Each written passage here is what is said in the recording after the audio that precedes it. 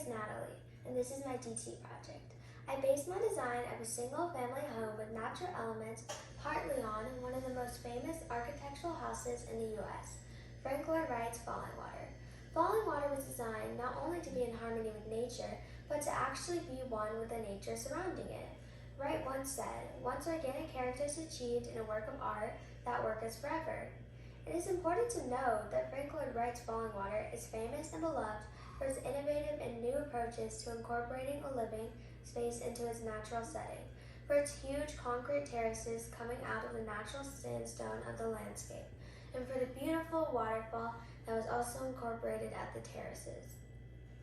It is equally important to point out that as brilliant as Wright was as an artistic innovator, his nearly constant priority of form over function, his frequent dismissal of engineering criticisms to protect his artistic vision, and his forsaking of his own rather solid engineering apprentice training at the hands of the world-famous Chicago engineer Louis Sullivan, who ironically once said in stark contrast to his famous student's later word, "Form forever follows function," resulted in an imbalance in falling water design that resulted in severe structural failings and multi-million-dollar repairs only decades after building.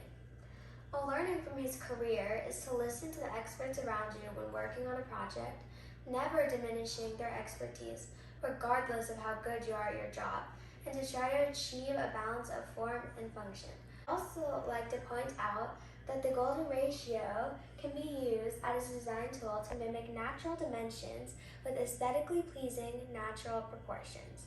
The golden ratio is the ratio 1 and 1/618,000 and is derived from the Faber-Cini sequence 0, 1, 1, 2, 3, 5, 8, 13, 21, where the sequence begins with 0, 1, and every following number in the sequence is the sum of the two numbers before it, as shown right here.